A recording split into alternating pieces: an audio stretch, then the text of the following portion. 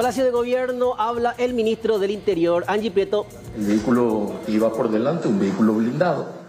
El vehículo blindado recibió aproximadamente entre 16 y 22. Palabras del ministro del Interior, Juan Ernesto Villamayor, tras la reunión del Consejo de Seguridad aquí con el presidente Mario Abdo Benítez. Escuchemos. Se encontraban en el lugar que es de público conocimiento. Se disparó contra la casa, contra el origen de los tiros. Esas personas estaban de un modo u otro cumpliendo roles o tareas para el grupo vinculado al Comando Vermelho, y en consecuencia se produjo el deceso de algunas personas que se encontraban en el lugar, y del jefe de ellos fue rescatado con vida por la Policía Nacional y fue trasladado hasta un nosocomio, donde aún está en proceso de recuperación. Ministro, entonces el programa de demostrar que fue realmente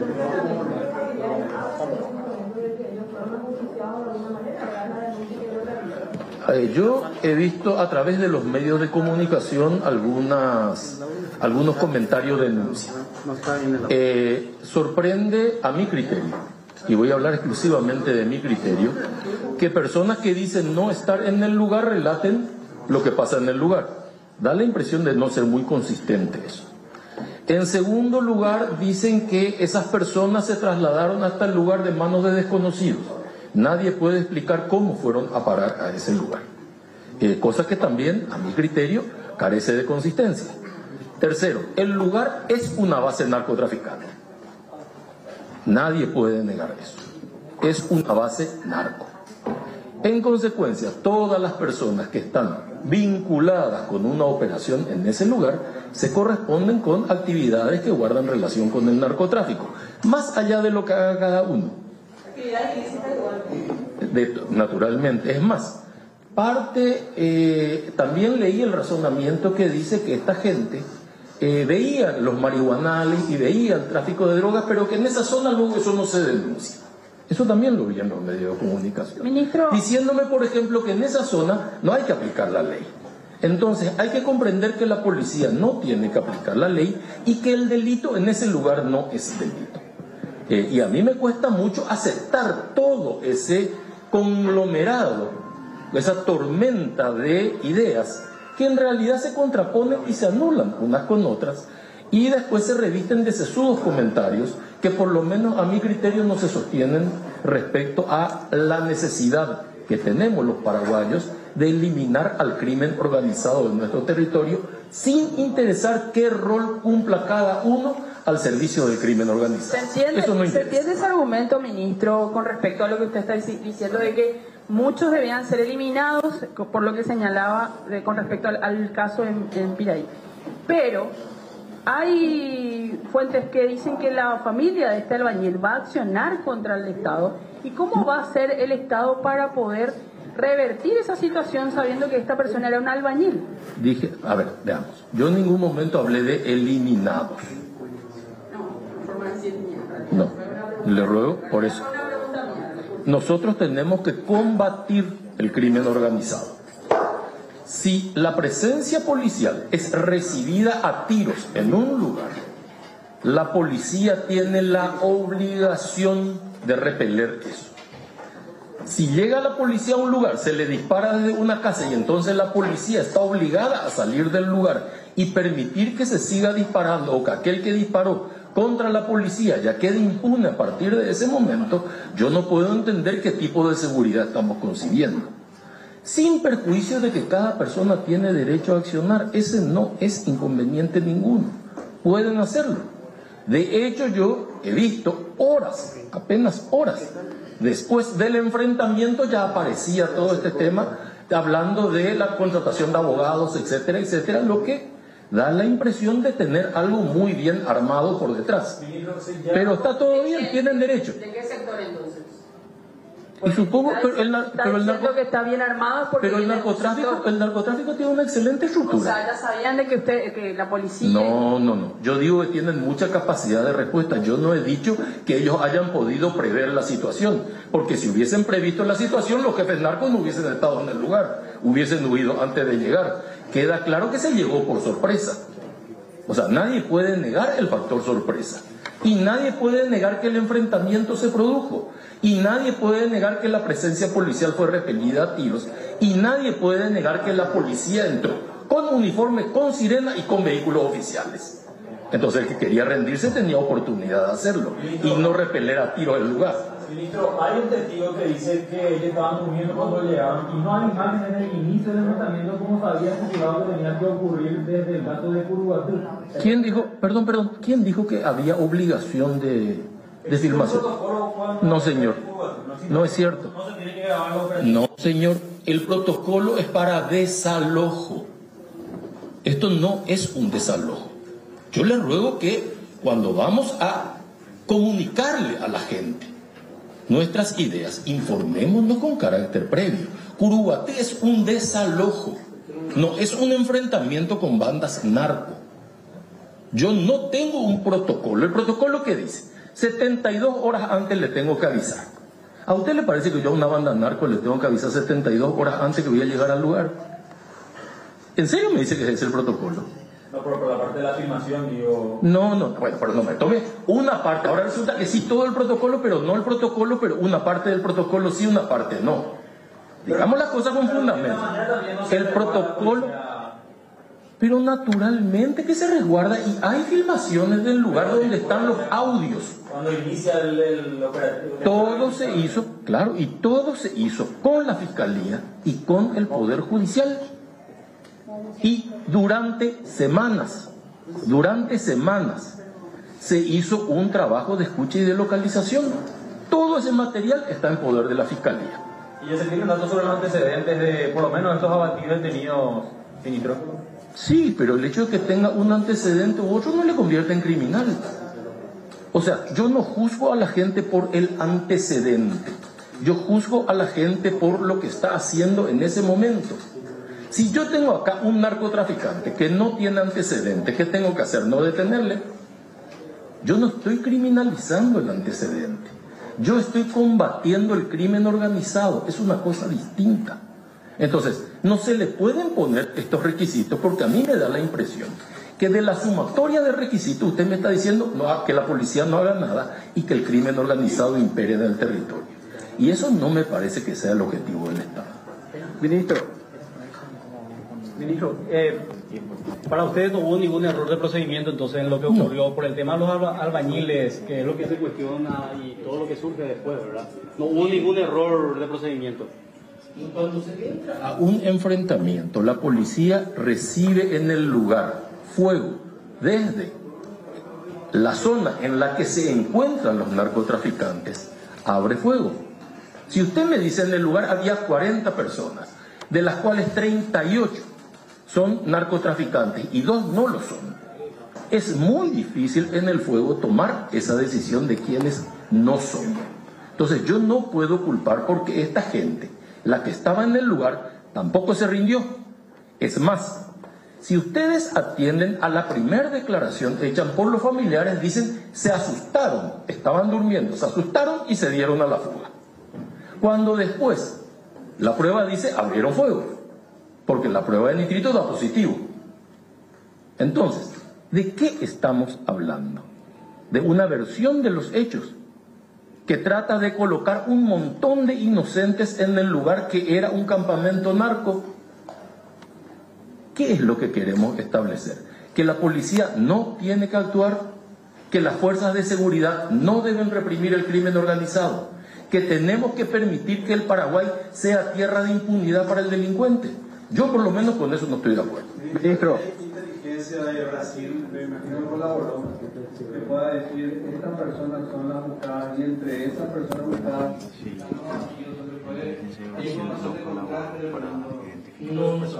si hay o no contraste en esto, porque esta es una tarea que se hizo esencialmente dentro del territorio nacional y con el trabajo de la Fiscalía en base a algún antecedente. ¿Y no se tenía gente identificada dentro de la organización? Sí, claro. Y está herido el jefe. Además de él, había otros. Sí, y algunos que todavía no se les pudo capturar. ¿Y de entre esos que están realmente identificados, están los abatidos? No sabría decirle porque no recibí toda la información todavía. Hoy el primer día hábil. Para mí, desde que retorné, te quiero decir. Para la policía, entonces, ministros de estos abatidos y estos detenidos no son en absoluto albañiles. ¿Son miembros que reciben apoyo del Comando Vermelho? Yo digo que toda la gente que se vincula y presta servicios, el servicio que fuere, en el marco de lugares en que opera en la casa del Comando Vermelho o en la casa del PCC, se encuentran con vinculación. Es que importa poco. A ver, veamos. Usted me puede decir, no, este señor es sencillamente, o esta señora es la mucama de todos los narcotraficantes, que ella sabe que son todos narcos. Y ella sabe que opera con todos los narcos. ¿Qué tengo que hacer en el momento del tiroteo? Cuando se abre fuego desde el lugar y la mucama me dispara. Le pregunto, ¿usted qué tengo que hacer? Decir, no, a esa no hay que traer la mucama. No, el otro es el que se va al tren. No, el otro trae el remedio yuyo. No hay modo de hacer eso en medio de un tiroteo. Es un tiroteo. El lugar que fue allanado no es una ciudad. Es una casa. Solamente una casa. No hay otra cosa allí. No hay nada más que una casa que pertenece al Comando Vermelho. ¿Tienen datos de que esa casa pertenece al Comando Vermelho? En el sentido de que todos los que operan son del Comando Vermelho, no de que el título de propiedad está el nombre del Comando Vermelho, que ya veo por dónde va la pregunta. Y el Comando Vermelho no es una sociedad jurídicamente organizada. Sí, que la casa pertenece a una persona vinculada. Pero es un puesto del Comando Vermelho. El operador que cae, que está herido, es del Comando Vermelho. Pero preguntamos a Pepsi el fin de semana nada más, ministro, respecto a que ya que la investigación lleva tanto tiempo, si sabían a quién pertenecía este terreno, si tenía alguna vinculación de algún tipo. Porque el trabajo de inteligencia no se hace buscando así. Eso no es la base del trabajo de inteligencia. Ministro, sobre el tema político, lo de ayer golpeó mucho. ¿Por qué? Pregunto. No. Hay una... ¿Qué quiere hablar de lo de ayer? Hay buenas noticias y malas. ¿Por cuál quiere que empiece? Las malas. Lo de Ciudad. Las malas. ¿Se da cuenta usted cómo es? ¿Verdad? Todos. Empecemos por la buena entonces. 1. El sistema de control funcionó. Debemos reconocer eso. 2. El sistema de control no estuvo en manos del ganador. También debemos reconocer eso. Entonces, cuando ahora se va a tocar el tema electoral y se quieren cambiar el sistema de control, recordemos que el sistema de control funcionó adecuadamente. Y le dio la victoria a aquel que tenía menos capacidad de control dentro del sistema.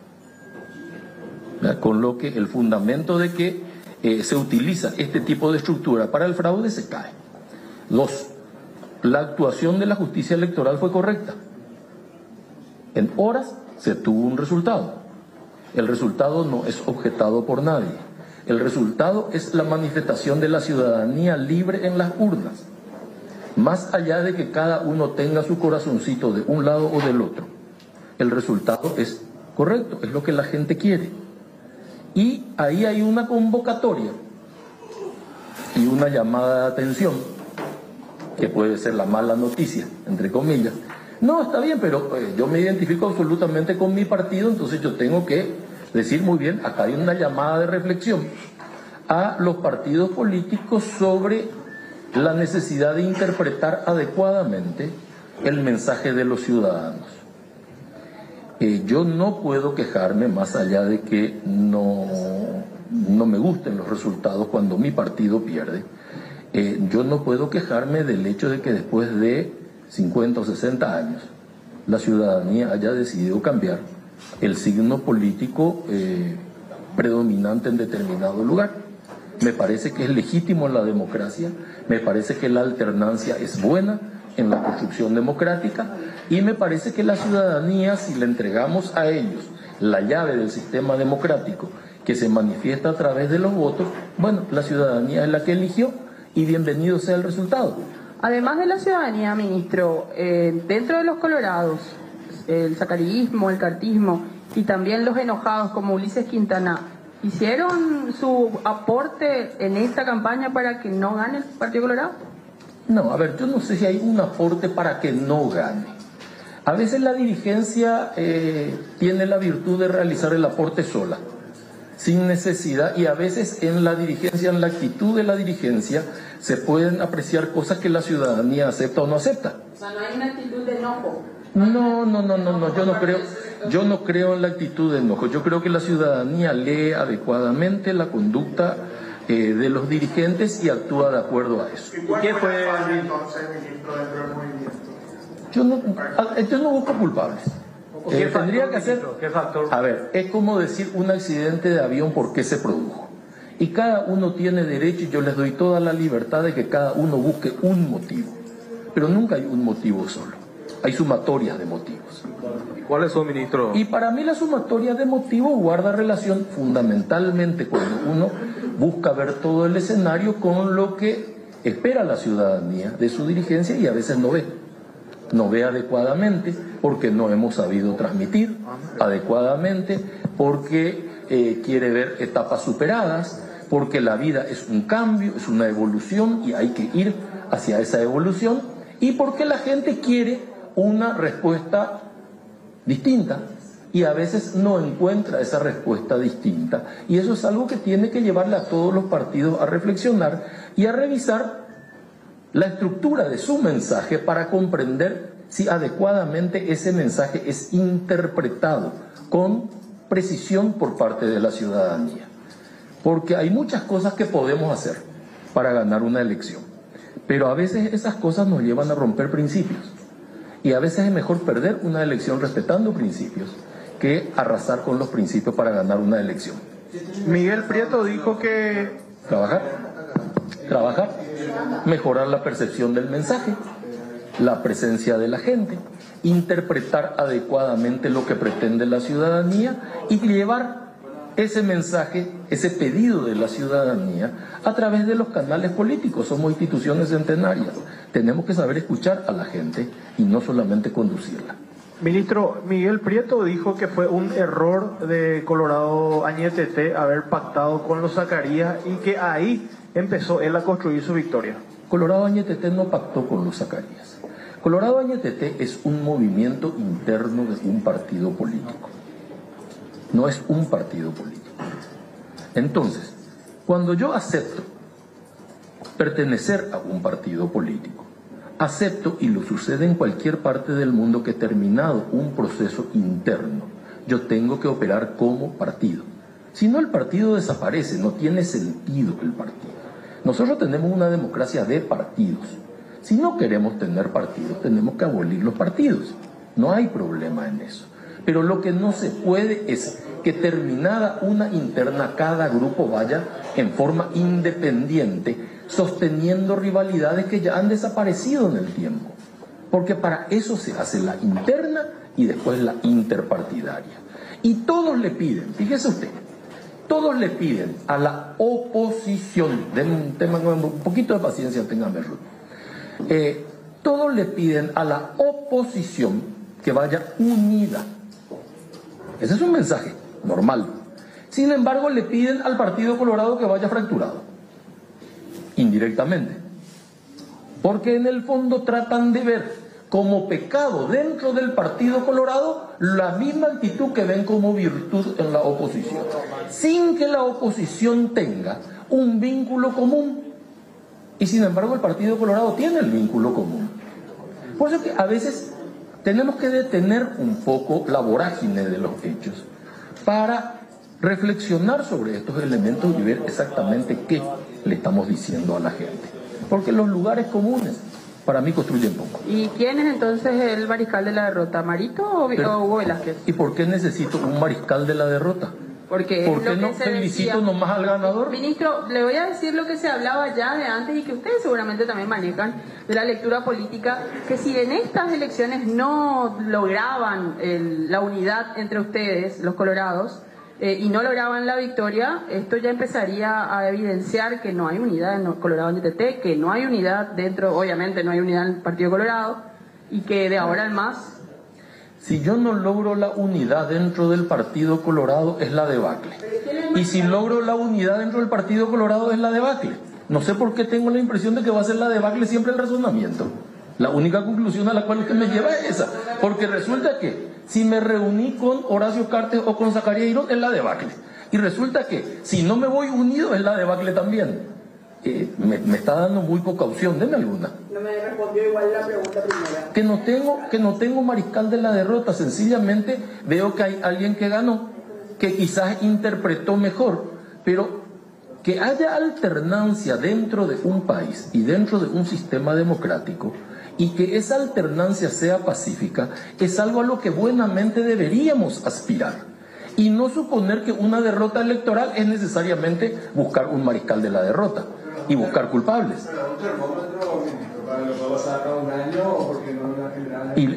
Y empezamos diciendo que esto nos obliga a reflexionar.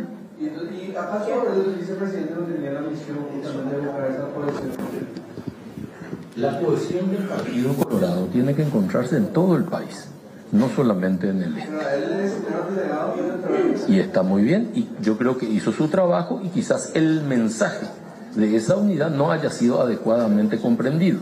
Hay veces que uno gana una interna con un mensaje, y a veces el unirnos todos implica que la gente crea que ese mensaje se desnaturalizó.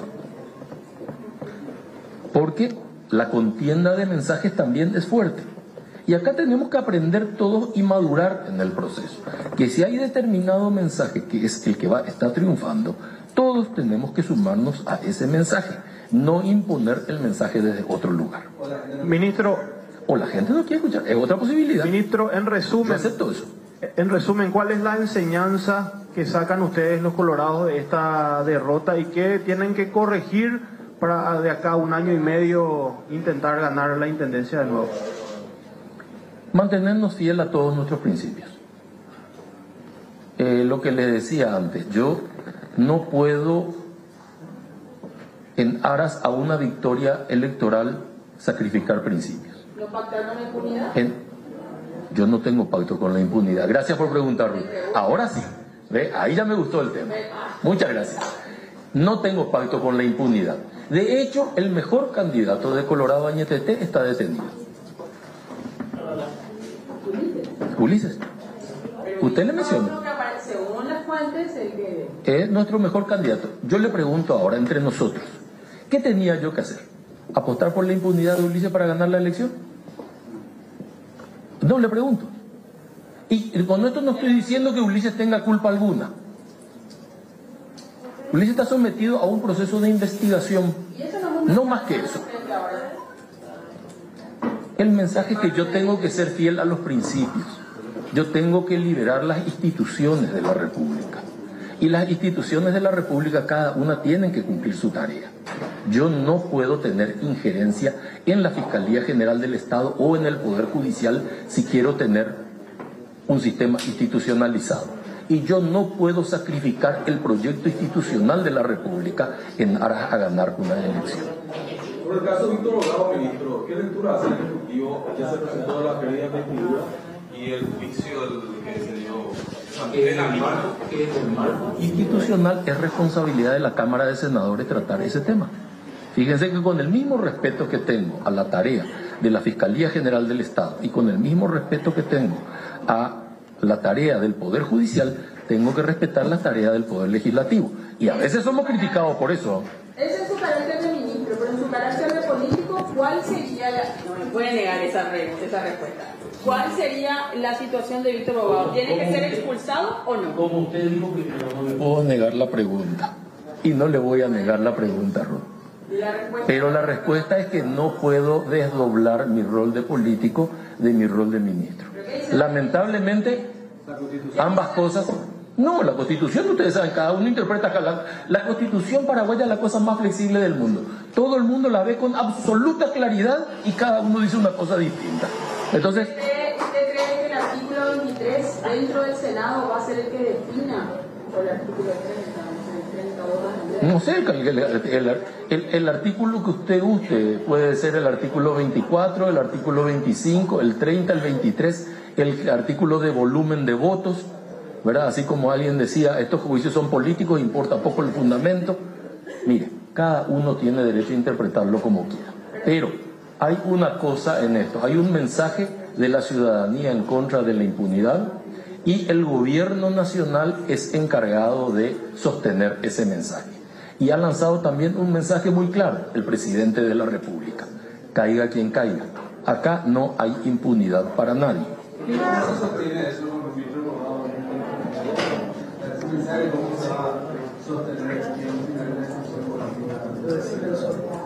Pero es que la decisión respecto a la situación del señor Bogado la tomó el Poder Judicial.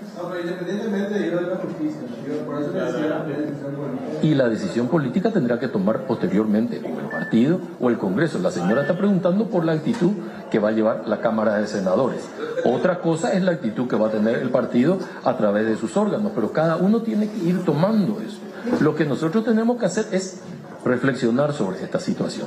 Y cada uno debe reflexionar desde el rol que está ocupando. Yo no puedo dejar de reflexionar como ministro del Interior. ¿El Tribunal de Conducta del partido puede tomar ya? El Tribunal de Conducta del partido tendrá que tomar alguna carta en uso de sus atribuciones. Una condena sí o sí ya tiene que... Es una cuestión que yo le traslado al Tribunal de Conducta del partido. Lo que yo le ruego es no me pongan a mí a contestar los roles de los terceros siempre. Ministro, según su percepción, lo que pasó ayer, los resultados electorales en Ciudad del Este y mismo lo que pasaba con la gobernación de Central, ¿hay un electorado más difícil de convencer en estos momentos? Mire, hay un electorado complicado, sí, pero hay una sociedad que evoluciona. Entonces, la sociedad que nosotros teníamos hace 30 años no es la misma sociedad que tenemos hoy. El reclamo de la gente es diferente y eso es bueno. Y nosotros tenemos que ir adecuándonos porque tampoco podemos dar fórmulas que funcionaban hace 30 años a reclamos que se producen hoy como consecuencia de la evolución. Porque la gente ya no vota por los colores, ministro, la gente ya toma su decisión en estos momentos. Hay mucha gente que se incorporó al padrón que no conoce o no vivió la historia del Paraguay hace 30 años, que no vivió pre-89, que no vivió primera etapa de transición. Y el reclamo buenamente se colocó en otro lugar. O sea, lo que antes se reclamaba era una cosa, lo que hoy se reclama es otra. Entonces, cada momento histórico requiere de una respuesta diferente. Y nosotros tenemos que estar en condiciones de reflexionar y darle a la gente la respuesta que la gente nos está pidiendo. Siempre teniendo en cuenta que la dirigencia de un partido debe tener una visión de largo plazo.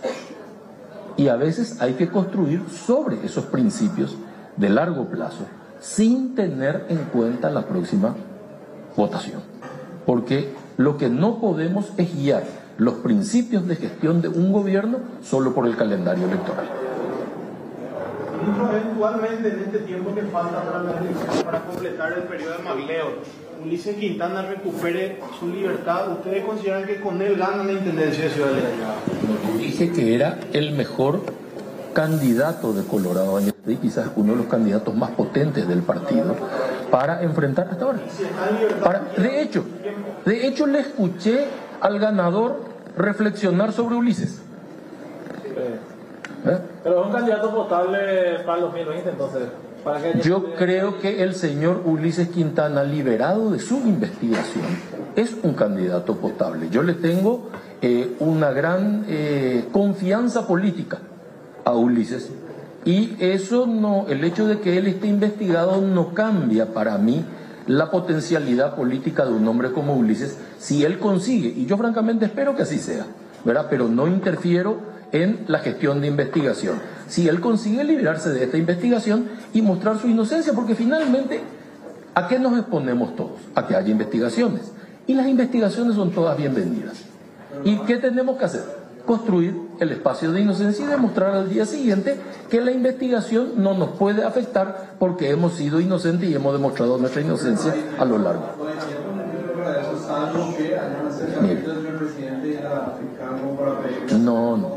A ver, la pregunta es si yo creo que Ulises es el mejor candidato. Y he dicho sí.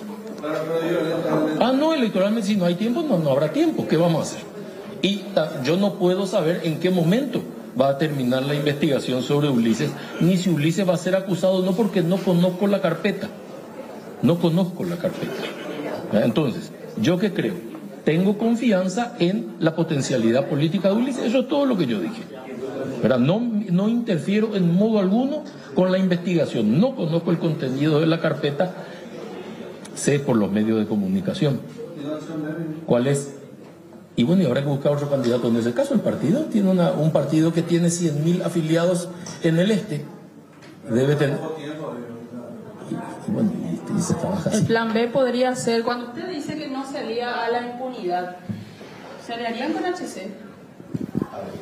Nosotros cerramos un programa, un proyecto de unidad en el partido. No se trata, cada vez que tenemos unidad en el partido, no se trata de decir nos estamos aliando con este o con el otro, porque entonces la unidad no existe.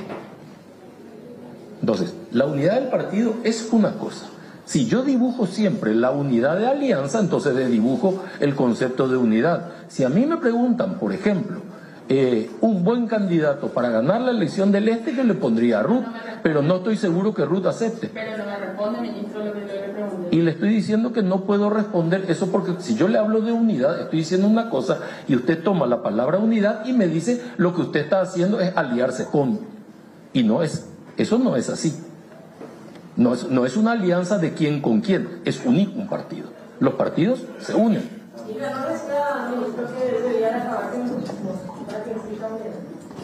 Es un requisito previo, estoy de acuerdo con eso, pero fíjese que el ismo incluye al coloradismo. Ministro, por último, una consulta sobre este planteamiento desde el Congreso de eliminar la fuerza de tarea conjunta.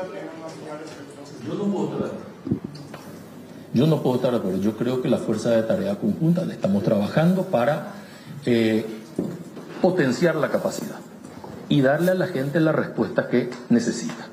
Lo que yo no puedo frente a cada situación es estar alterando los sistemas institucionales. Yo defiendo la gestión de la fuerza de tarea conjunta, creo que se puede potenciar y creo que podemos llegar a buen puerto. Una tarea de inteligencia y una tarea táctica, lamentablemente, no se obtienen resultados de esto en 48, en 72 horas, en 2 meses o en 3 meses. Entiendo la presión ciudadana, comprendo y comparto la preocupación de la ciudadanía, pero a veces necesitamos un poco más de tiempo para trabajar. Entonces, además, sacamos la fuerza de tarea conjunta. ¿A quién le damos el rol? ¿A la policía solamente? Entonces la policía tendría que suplir hoy al de TABE. Ahora me están pidiendo que hagamos control en las rutas camineras, piden que además combatamos al EPP, al mismo tiempo de combatir la inseguridad ciudadana, mientras nosotros mismos criticamos a la policía todos los días y le ponemos en tela de juicio cada operativo. ¿Se da cuenta que es un poco complicado? ¿Potenciar en qué sentido? ¿Más recursos, más hombres? No, orientar adecuadamente la tarea. No, más hombres no creo que necesite. Más recursos necesitamos todos. Es un país que necesita más recursos para cumplir eso. Pero también necesitamos más recursos en salud y más recursos en educación. O sea, necesitamos más recursos en todas partes. Y el trabajo que estamos haciendo es tratar de obtener esos recursos sin aumentar la presión tributaria en términos inaceptables. Pero necesitamos más recursos todos. Gracias. Bueno, lo que manifestaba el ministro del Interior, Juan Ernesto Villamayor, hablando como siempre sobre diversos temas. Primeramente, con lo que tiene que ver con el operativo que tuvo lugar en la zona de la Mambay, donde se localizaba un campamento del Comando Vermelho y hubo en los últimos días, ustedes recordarán, compañeros, de denuncias de familiares de los fallecidos que manifestaban que las víctimas en este caso eran unos simples albañiles. Sin embargo, el ministro del Interior aseguró de que ellos fueron recibidos con disparos, por lo que no pudieron, dejar de lado un enfrentamiento. Eso es lo que decía justamente el ministro. Con respecto también a esto, manifestaba de que era un campamento del Comando Vermelho, es decir, de que ellos no podían avisarles a las personas que estaban en ese lugar de que iban a realizar, justamente porque estamos hablando de un comando que se instaló en ese lugar y que, bueno, no es el protocolo justamente el mismo, es totalmente diferente. Si son recibidos con disparos, ellos tienen que reaccionar únicamente. También acerca del tema de la política, de lo que ocurría ayer cuando estábamos hablando del triunfo de Miguel Prieto, un sector realmente independiente con respecto a los partidos tradicionalistas, y el triunfo por parte de él en ese sentido, decía él, de que hay que reflexionar, de que es un mensaje realmente por parte de la ciudadanía en cuanto a lo que tiene que ver con la política. También hablaba acerca del caso de la condena a Víctor Bogado. Decía también él de que queda en manos ahora mismo del Parlamento el tema de la pérdida de investidura. Y con respecto a la Fuerza de Tarea Conjunta, decía él de que no le parece realmente el hecho de querer eliminar esta fuerza, porque realmente se necesita más tiempo para dar unos resultados óptimos, estos resultados de que la ciudadanía está esperando desde hace muchísimo tiempo. Buen trabajo, Angie. Muchísimas gracias por este contacto. Bastante extensa la conferencia que dio el ministro del Interior, Ernesto Villamayor, y yo me quedo con esta frase. ¿Sí? El mejor candidato de Añetete está preso por Ulises Quintana. Le dio más destaque al tema político que a lo que realmente iba a la conferencia, claro, ¿verdad? De hecho, ayer fue muy recordado Ulises Quintana tras la victoria de Miguel Prieto, ¿verdad? Nosotros cambiamos de tema ahora.